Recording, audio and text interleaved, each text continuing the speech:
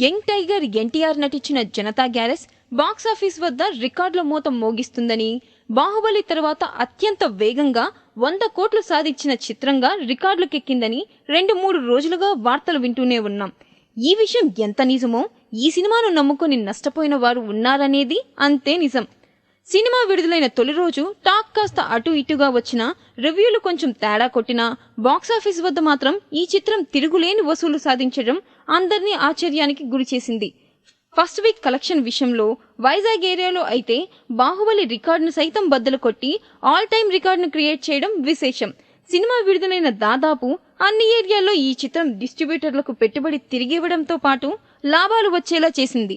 అయితే ఇదంతా తెలుగు వర్షన్ కు సంబంధించిన విషయం.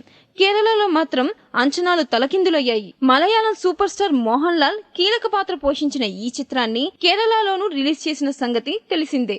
ఇక్కడ సినిమాకు మంచి లాభాలు వస్తాయని ఆశించారు. కానీ ఈ విషయంలో అందరి అంచనాలు తప్పాయి. తొలివారం కేరళలో జనతా గ్యారేజ్ కేవలం 3.22 కోట్ల గ్రాస్ మాత్రమే సాధించింది.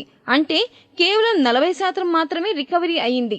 సెకండ్ వీక్ లో థియేటర్లు వెలవెలబోతున్నాయి. సో ఫస్ట్ వీక్ లో వచ్చిన కలెక్షన్ లో సగం కూడా వచ్చే అవకాశం కనిపించడం లేదు. అయితే జనతా గ్యారేజ్ చిత్రంలో కేరళ బిగ్గెస్ట్ స్టార్ మోహన్ లాల్ నటించిన యోధావు రికార్డులు అధిగమించకపోవడం గమనార్థం. ఎందుకిలా జరిగింది? కేరళ జనాలకు ఈ సినిమా నచ్చలేదా? ఇలాంటి మాస్ సినిమాలు అక్కడ పెద్దగా ఆడవా అనేది అర్థం కావడం లేదు. ఫుల్ బిజినెస్ లో టోటల్ వసూలు 5 కోట్లకు చేరే అవకాశం ఉంది.